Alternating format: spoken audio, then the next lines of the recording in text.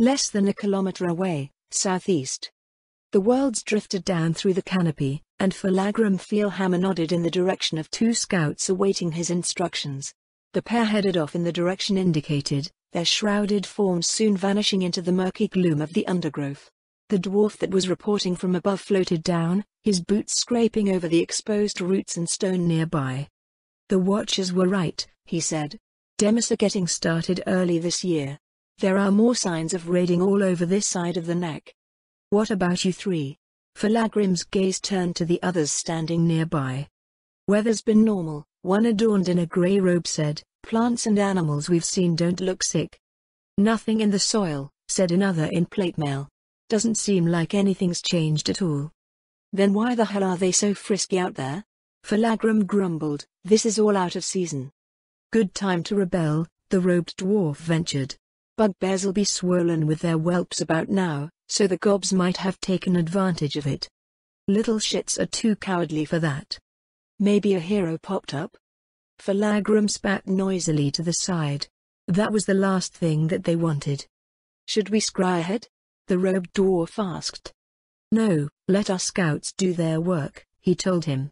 "I don't want anyone giving us away too soon." He turned away from the trio, crossing his arms as he tried to peer through the trees. With evening falling, 24 of his people were working to break camp. If the tribes of the Neck were really up to something, they would have a long night ahead. Falagrim went around, making sure that everything was in order as things were packed up. Roughly an hour later, the scouts returned. The senior between them, a deep warden who had worked in the company for over 3 decades, came up to Falagrim with their report. "Place got ransacked pretty hard," she said. "Looks like they tried nabbing everything they could in a hurry." "What got 'em?" Falagrim asked. "You sure they didn't just clear out of there on their own?" "Looks like someone came in first," the deep warden answered. "There's signs of fighting, but it didn't cover a wide area. Looks like whoever came just took over and the gobs carried their stuff out." "Bodies?" "None. It's all nice and squeaky clean." "Damn it all." The scout mirrored his sentiment with a nod. All of the company veterans knew what it probably meant: hobgoblins. Out of all the goblinoids that could be found in the Abelian wilderness, hobgoblins were by far the most dangerous. Unlike their more feral and savage cousins, adult hobgoblins tended to be intelligent, orderly and militant, capable of forging legions out of their lesser kin. They represented a risky, yet lucrative prospect. Falagrim and his followers would have to go about their approach carefully. "Which way did they go?" Falagrim asked. "East. I saw more of the same stretching pretty far out, but we might be able to catch up in a day or two." Falagrim nodded, waving the scout away with a grunt. As long as these hobgoblins weren't traveling in a direction that led them towards dwarven strongholds, then it was an opportunity rather than a threat. The tribes of the Neck were limited to whatever they could fashion out of wood and stone, plus whatever old, tarnished weapons looted from God's new ware. "Hurry it up," he shouted over the camp, "our prophets are wandering off." Hopefully, these hobgoblins would take their sweet time.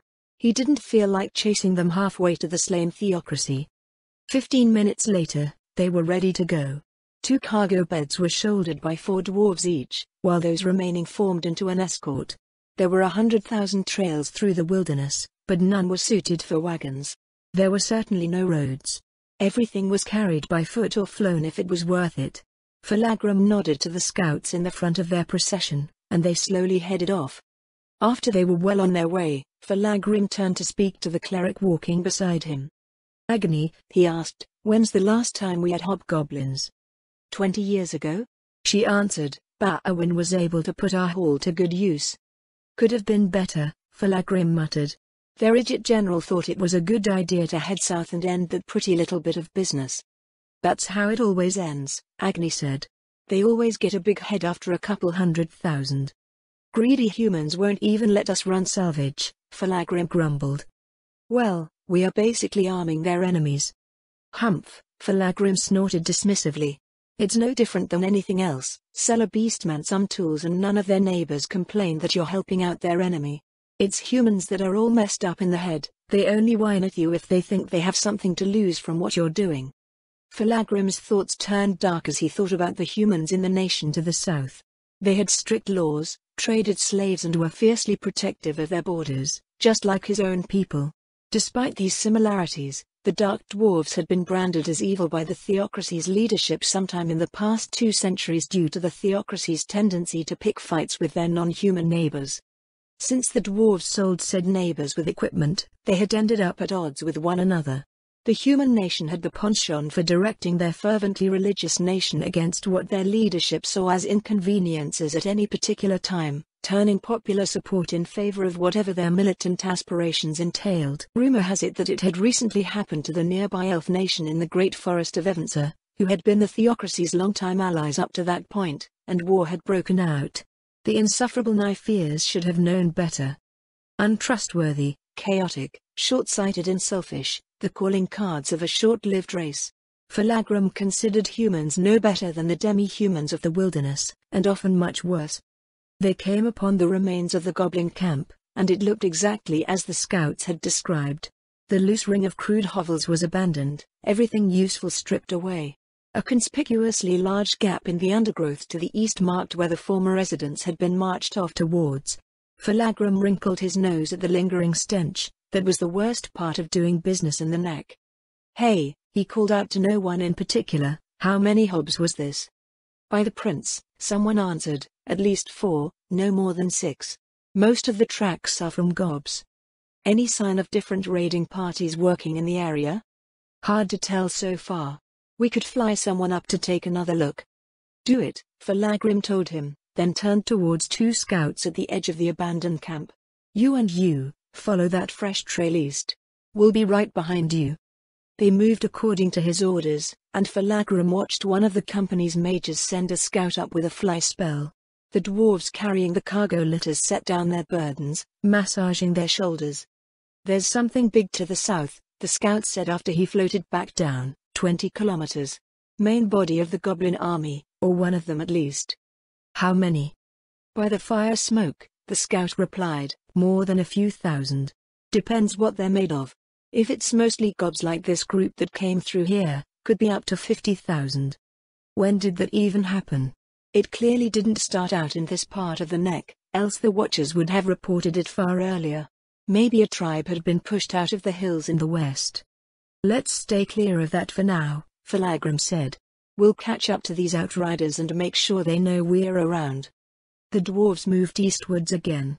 The trail had been trampled flat, and they made good time. These hobgoblins were past the point of favoring stealth, which was a good sign for his company. The dwarves traded frequently with the tribes of the wilderness, exchanging tools and equipment forged in their underground cities for slaves and salvage.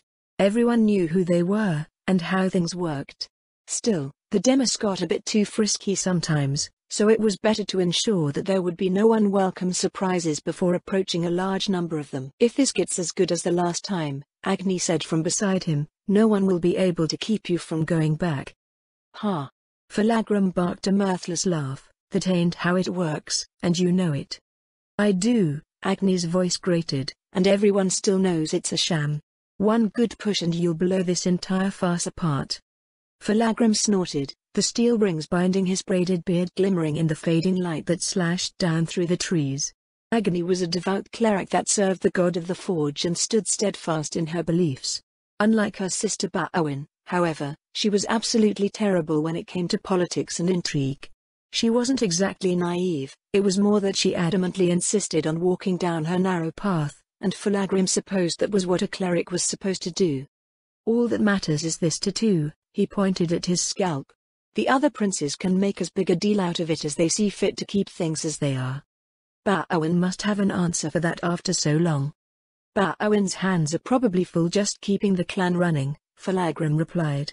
"We lost all of our mines and half of everything else besides." "Like I said," Agni reasserted, "a sham. They can't keep it up forever." "But that's the beauty of our whole situation, ain't it?" Falagram said, "My being out here is the only thing keeping us solvent. Even if I force my way back onto the council, it won't get back what we lost. Without the slaves and scrap that we bring in every year, Clan Feelhammer will go under. That's the whole point of stripping the mines away. I have to keep everything out here going, so I can't influence things back in the capital." The tattoo on his scalp was the mark of a criminal, the crime severe enough to result in exile. Aside from a few loyal retainers that had chosen to follow him, Falagrim's entire company was made up of the dregs of dark dwarven society, sentenced to a fate worse than capital punishment. It took a long time to whip them into shape, but time was something he had plenty of. For the last 50 years, he plied the wilderness to ensure his disgraced clan survived. Beside him, Agni's face held a sour expression. It was the same one she put on whenever they talked about going home. "If they're so damned adamant on keeping you out," she muttered, "then maybe we should all just find a new... Hey. Apologies, my prince." Her outbursts, though still rare, were getting more frequent with the passing of years. She had been away from home for too long, and increasingly pushed for a fresh order to be established. Maybe he should send her back after this new demi-human army met with its eventual fate. Clerics rarely left their subterranean nation. The only reason they had Agni was because her sister had sent her along in her place. Unlike the other retainers of his clan, who could take turns working on the surface, replacing a powerful cleric would be difficult. Dragging her around for decades with that same reason was even more unreasonable, however. Clerics held a revered place in dark dwarven society, and Falagrim understood that Agni should be living life in a position more appropriate to her power and experience in the capital instead of trudging around in the savage wilderness year after year. They came to the next settlement, a large collection of crude hovels arranged around a low outcropping overlooking a small brook. There was a shallow cave, its entrance high above the water, making the location a highly contested site that could only be held by a strong tribe. Like the previous settlement, it was picked clean. Falagrim wandered between the remains of the simple dwellings, watching his company overturn everything as they searched for anything of value. He eventually came to the sheltered rise marking the cavern entrance. Several dwarves stood about, discussing quietly amongst themselves. "Anything?" Falagrim asked. "A whole lot of stink," one answered. "Was a big group living here too?" "The way this place came down was too clean," said one of the deep wardens. "Wasn't ransacked by a raid, just dismantled. Next to no sign of fighting either. Just a bit of it inside the cave." Falagrim frowned and made his way inside. The overpowering odor of bugbear assaulted his senses, so thick that he swore that he could taste it. He followed the incline, down through 24 meters of tunnels scrawled with crude designs and images until he found Agni standing between two grey robes. The cave wall near to them was awash in dark stains that painted over what images were drawn there. At their feet lay clumps of wet sand. "Hobbs, then?" Falagrim said after a glance. "That's nearly for certain, now." One of the robes nodded towards the stains on the wall. "It wasn't a raid. Whoever came just walked in, oft whoever the biggest, baddest bugbear was in here to show the rest who the new boss was, then marched everyone away." "They're on the warpath," Agni said. "This is a place that tribes usually fight to hold, but it looks like they left with no intention of returning." It was good news, but it also made things more dangerous. The hobgoblins would welcome the opportunity to arm their best troops, trading some of their numbers away as slaves for dwarf-forged equipment. That was only if they knew who they were dealing with. However, war-crazed goblinoids tended to be indiscriminate about their targets. "How are we going to do this?" Agni asked. "The scouts said the trail splits from here. One group is continuing east, while the other headed south. The ones going south were probably delivering their newly acquired troops to the main body of their army, so this was probably Falagrim's chance to catch up. Should things turn violent, they could handily deal with a smaller group." "We're headed east," he said. "That bunch will be some of their regulars moving to recruit the next tribe they find. Meeting with them should be enough to get the ear of their commander." Agni and one of the robes nodded in agreement. The other appeared uncertain. "Should we scry ahead of us to make sure?" he asked.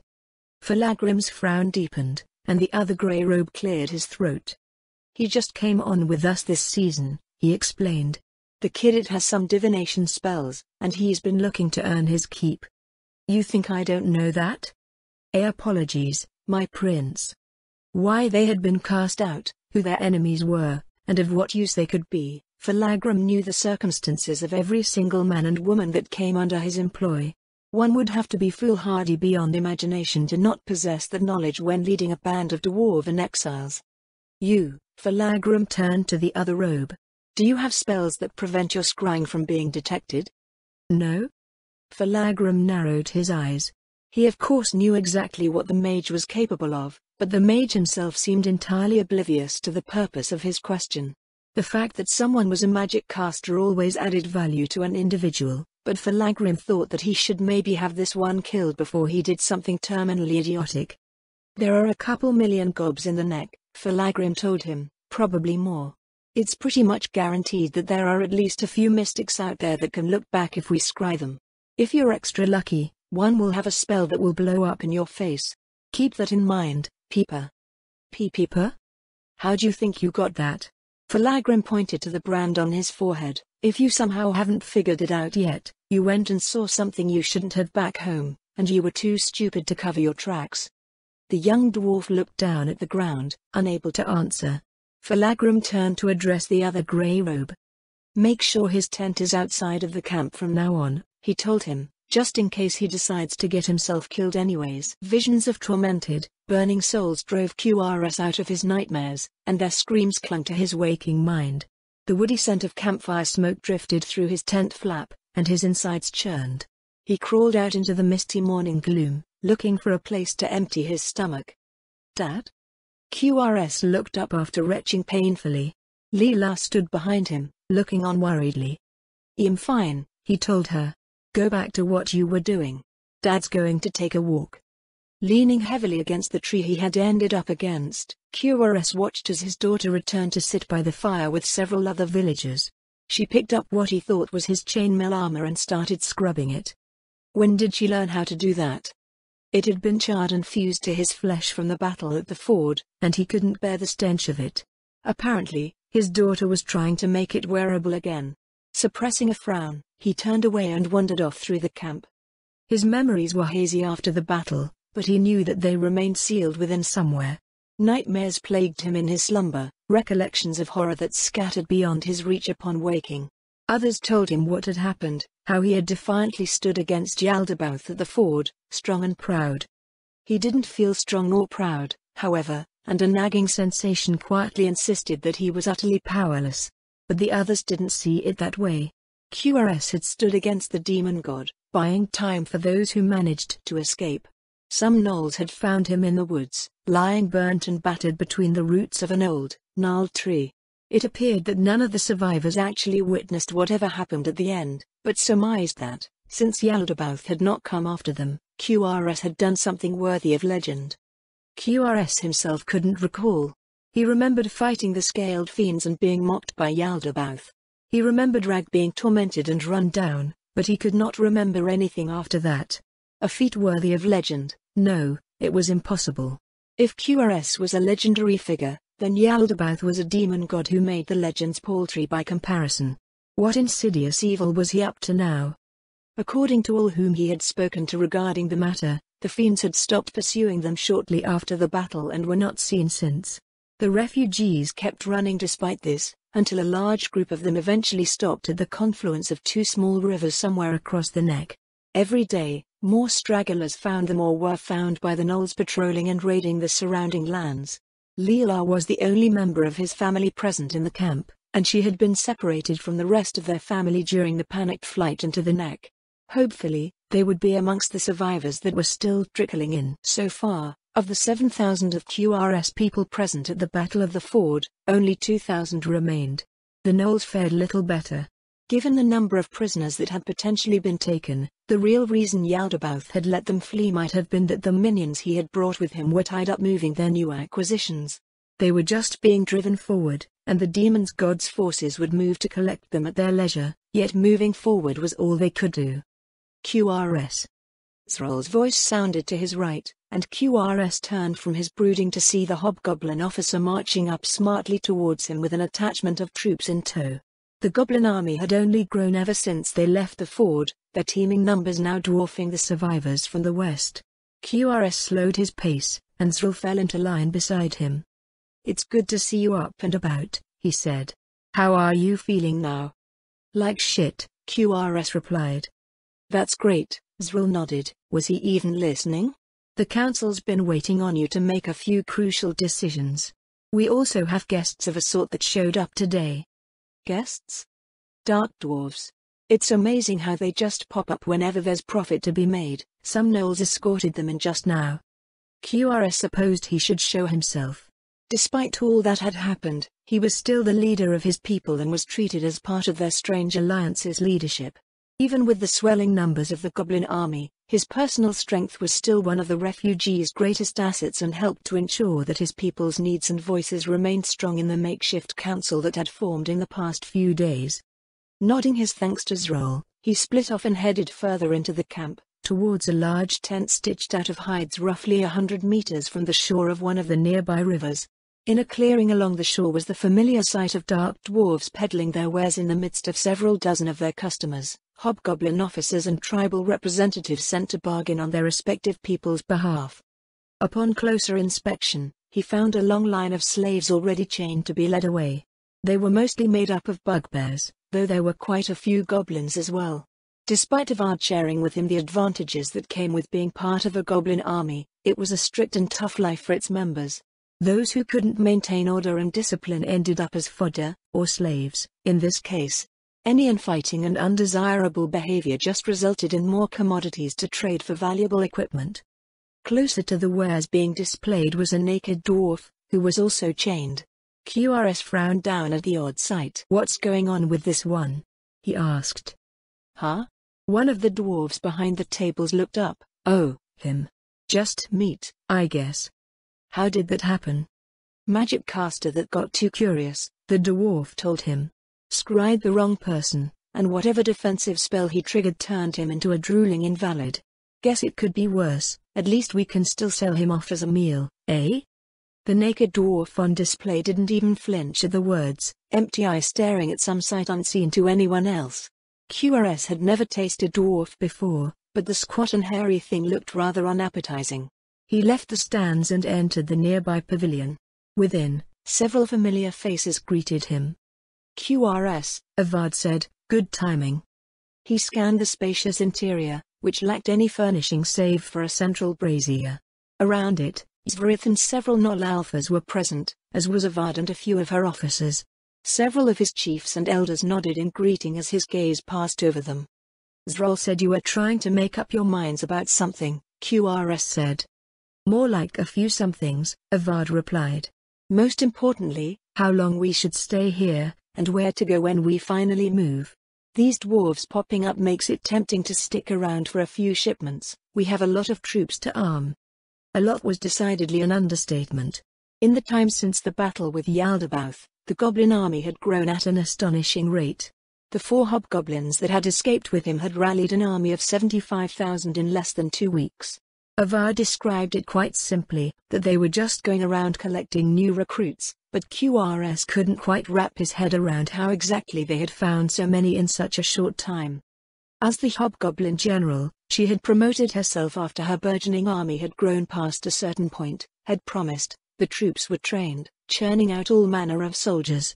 Throngs of disorganized goblins were transformed into agile bands of organized skirmishers, wolf riders, and runners who formed the bulk of their supply train. Casters were sorted out into supporting attachments and the bugbears were turned into shock troops. Even barguests were incorporated somehow. The hobgoblins' penchant for raising armies was on full display. Even the ones that they found occasionally mixed into the goblin and bugbear tribes somehow knew exactly what to do right away. It was uncanny and strange, they built their armies as naturally as bees constructed their hives. Needless to say, arming them with anything better than clubs, wooden spears and crude bows was a challenge in their present circumstances.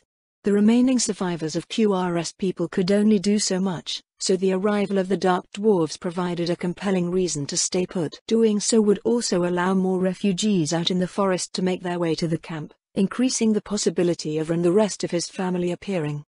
He shook his head, as if he could dislodge the tantalizing thought. Yaldabaoth was still out there, and they had no idea when he would return for the rest of them. It was possible that his forces would be delayed by quite some time subjugating the sheer number of goblinoids living in the neck, but staying where they were was an unnecessary risk to impose on those in the camp. The further away from Yaldabaoth, the better. "If they're willing to trade all over the wilderness," QRS said, "it shouldn't be a problem if we move, right? We're a bit further away from the hills now, but it's still too close for comfort." "I agree," Zvrith said.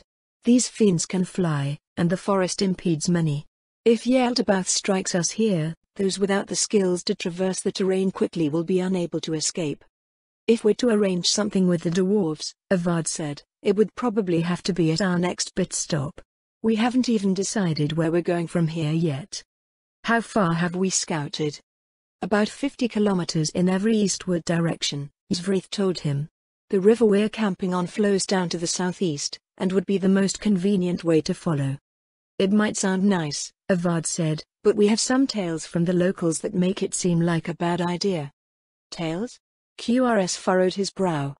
Avad looked over to one of her captains, a hobgoblin he didn't recognize. It must have been one of the new ones that had joined in the past few days. Stepped forward, clearing his throat before speaking. To the southeast of the forests is a human nation that calls itself the Slain Theocracy, the hobgoblin officer said. They're well known to the tribes here, notorious, even. I've heard a nation of humans exists beyond the neck, QRS said, but what makes them worthy of mention? Is there something that makes them difficult to attack or raid? Rather than us raiding them, the captain replied, they raid us. QRS' expression twisted at the odd notion. He had never heard of humans actively raiding before. Then again, goblins were well known to be a weaker race. How often does this happen? He asked. Will they be paying us a visit? No, the hobgoblin shook his head. This river that we're on, it joins with another along the way that runs from east to west, and that's the furthest extent of their regular raids. Once in a while, they'll field powerful forces that cross the river to attack tribes that exceed a certain population, but they've never come this far north. Do you know how strong they are? How do they fight? They're strong enough to keep the forests south of the river I mentioned almost entirely clear of tribes. As for how they fight, in addition to their regular soldiers, they have magic casters and summon beings of radiant light. Angels, QRS spat. They're just as bad as fiends. The humans of the wall to the west use them as well, but they're no match for us.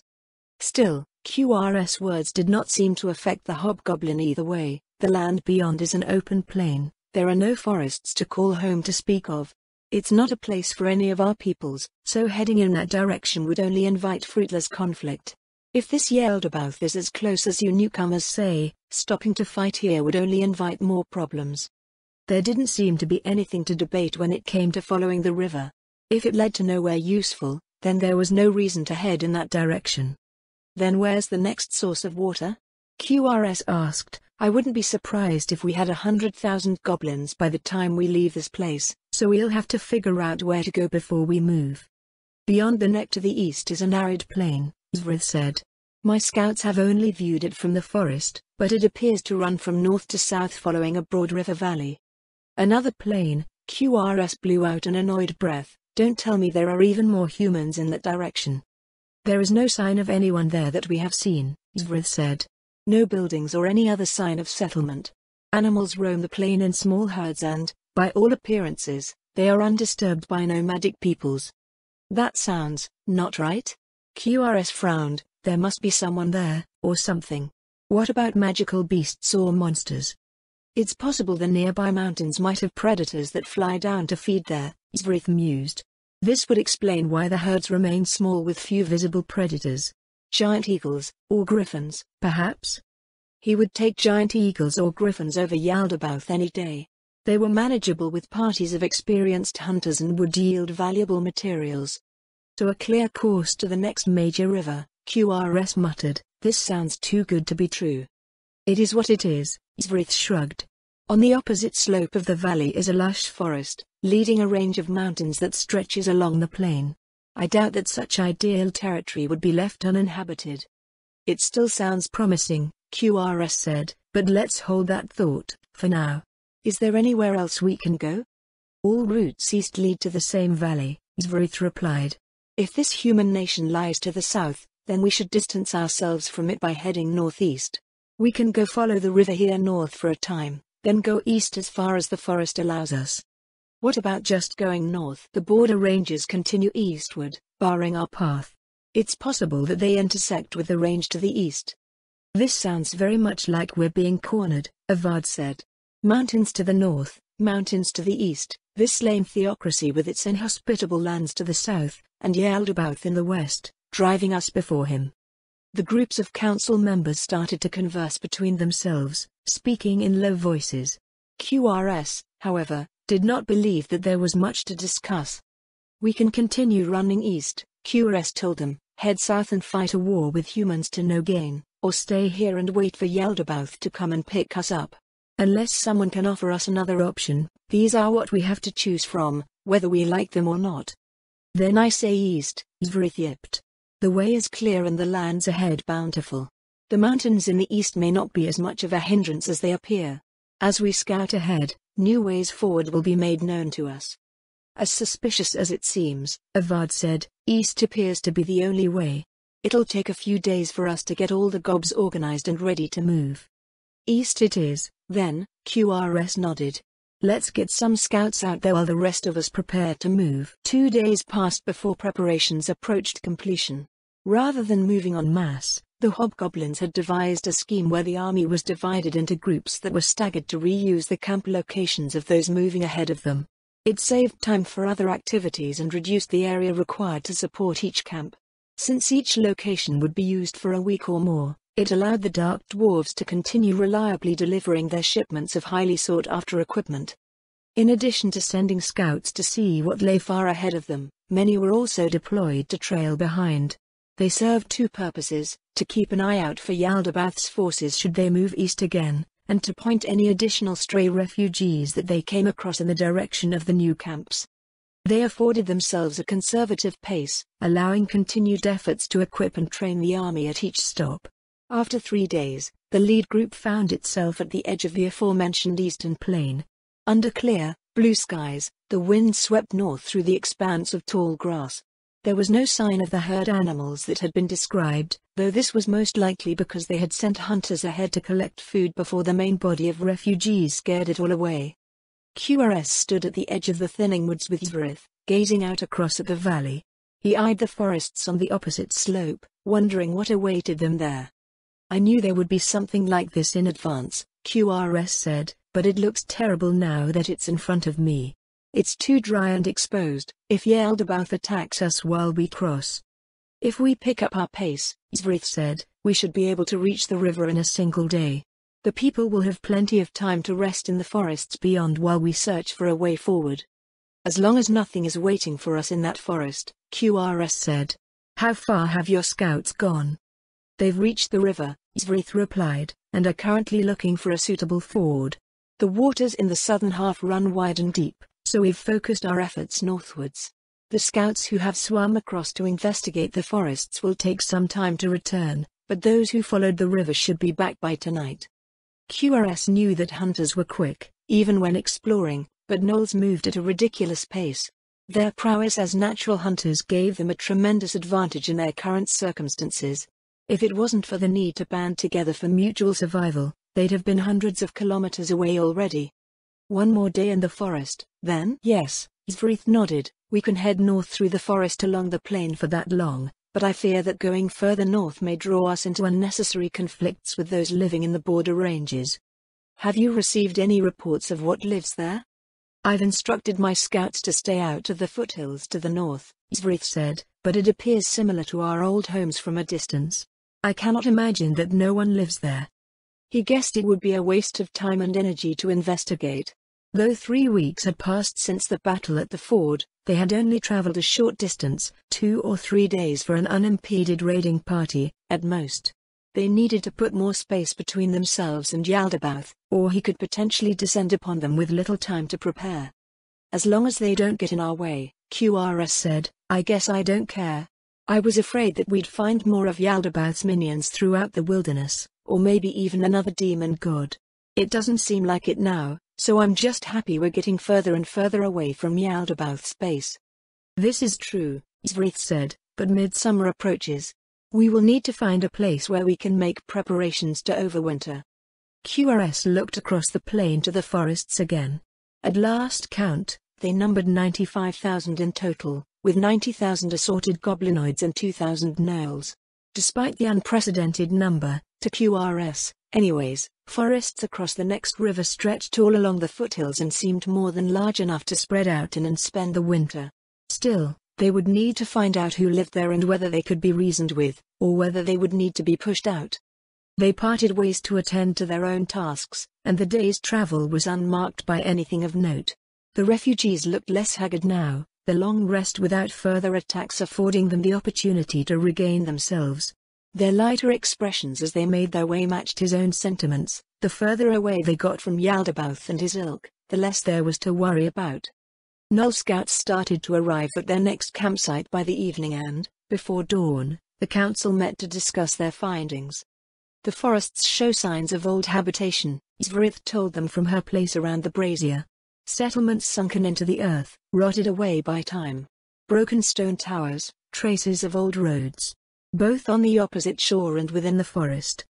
The gathering was silent for several moments, digesting the matriarch's report. What happened to them? Avad asked.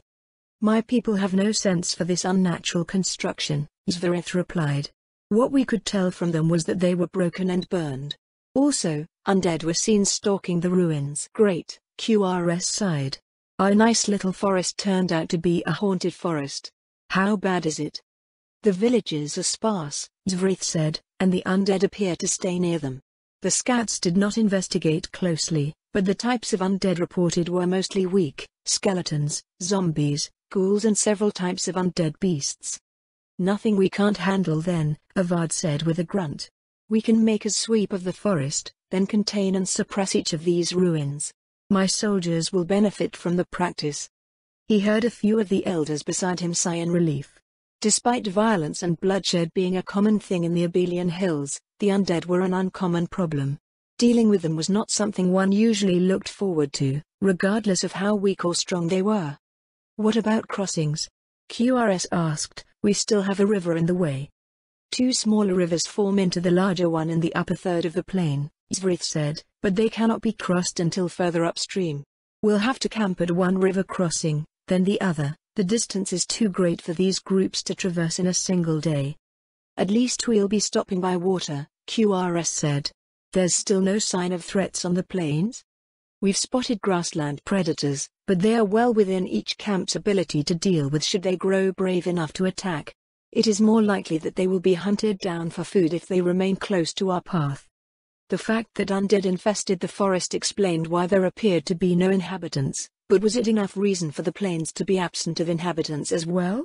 The races represented in the council did not live in such open stretches of territory, but there were more than a few others that did. He had at least expected something like the Zoroaster or some similar species to make the place their home. It was certainly plentiful enough to support many tribes. I don't like this, Avad said. Why is this territory unclaimed? Are you sure you didn't see anything? What about tribes from the forests to the north coming out to hunt? My people have been hunting out there, Zvrith replied, so if they have, we have not seen them. It's difficult to believe that they could be missed. We would be depleting their food supply. They would almost certainly appear to defend their hunting grounds. Several heads around the brazier nodded. The matriarch's reasoning was sound. Having the herds you depended upon for food being poached by intruders would elicit a response. Maybe they're massing for an attack? Avad offered a possibility. We've grown quite strong through our ordeals. Even the smaller hunting packs of Zvirith's gnolls spread out over the plain would give most tribes pause. Someone would at least try, Zvirith said, much to their belated regret. It's more likely that there's some tangible reason to the locals why no one hunts the plains. Maybe there's some old superstition related to those undead or some monster that isn't around all the time. Maybe we're just too paranoid now, QRS scratched his head. Even if something did rear its ugly head, our current strength should be more than enough to handle it. Our experiences in the West shouldn't be a common thing out in the world, right? Probably not, Avad snorted. The world would be immolated in hellfire if more monstrosities like Yaldabaoth existed. I suppose we'll find out for certain once we make our crossing. They adjourned their meeting, breaking camp and heading out in the unsettling expanse of the open plain. When the sun bore down directly overhead, the question behind the strangely uninhabited grassland was answered by the sound of several screams somewhere behind him. QRS twisted around and craned his neck, trying to see what was going on. Eventually, he left the front of the procession, looking back and forth in an attempt to find whatever had caused the cry of alarm. It wasn't long until he found that everyone he passed was holding something over their head: shields, supplies, bundled up furs and blankets. All were half bent over and scuttling forward. A number of black flecks fell upon the procession further back, and cries rose into the air again. QRS rushed forward, finding several hobgoblins standing around with steel shields held over their heads. Before he could ask what was going on, several dull thumps could be felt nearby. A goblin passing by was impaled through the top of its head by a wicked black spike. The hired shield it was holding over its head was insufficient to resist the force of the impact. He looked down at the dead goblin. The spike had driven through its head and continued out and through its shoulder. Black splotches of skin around its wounds rapidly grew outward. QRS held his arms over his head, squinting up to see what was attacking them with little success. Whatever it was using the glare of the sun to conceal itself. "Something's throwing attacks down at us. Spread out." The hobgoblins repeated his orders up and down the column. They started to spread out, but not before the next attack fell upon them. "Damn it!" QRS cursed. "What the hell is this?" QRS looked around for a gnoll, figuring that they would be the most likely to know what was going on. He found one a short distance away, carefully wrapping one of the meter-long black spikes impaled into the ground in a ragged hide. With a grunt, it yanked it out. "Do you know what that thing is?" QRS asked the gnoll. "Manticore spine," the gnoll replied. You mean there's a manticore flying up there somewhere, hurling these things down at us?" "Yes." Why was this gnoll so calm when death was raining down on them? Actually, rather than calm, he looked quite pleased with his new manticore spine. Looking around, QRS found several other gnolls around the field, looking similarly pleased with prizes of their own. Muttering darkly, QRS turned and jogged back up to the head of the column. Along the way, yet another volley of spikes fell upon them. "Zverith," he said when he found the gnoll matriarch, "why the hell are your people so damn happy about being attacked by a manticore?" Zverith tilted her head at him, seemingly surprised at his question. "This is a fortunate thing, no?" "What do you mean?" Gem, it is troubling to be attacked unawares by a manticore." "Yes," Zverith explained, "but they only have 24 spines. After 4 volleys, they run out. It takes a full day for them to grow back." QRS counted the number of attacks that they had endured in his head, then looked back over the column. It appeared that nothing more had befallen the refugees. "Okay," QRS looked back forward, "so we won't get attacked again. That still doesn't explain why your people look like treasure just rained down on them." "Because it has?" Zverith yipped. "Manticore spines are as hard as iron, and they are inundated with venom as they grow out. 50 arrowheads can be fashioned out of each one. They are useless for hunting, but excellent for warfare." The gnoll matriarch looked down excitedly as she spoke, but her words trailed off as QRS' frown deepened. "The spines are powerful when hurled down from such a height," she said, "but inaccurate. Now that we're aware of them and have spread out, less than 1 in 10 should harm someone. It is not even guaranteed to be deadly, as long as a healer is on hand." "We still have children and non-combatants with us," QRS told her. "Being struck by a spine would be fatal for them. Isn't there a way to defend against these spines?" Layered shields and supplies being held overhead might work," Zverith mused. "The litters of baggage can be arranged in such a way that their contents can absorb the force of the attacks. The weak and frail should be able to walk beneath them. Maybe the hobgoblins have even better ideas?" QRS' feelings of helplessness subsided as he was offered a potential solution to their problem.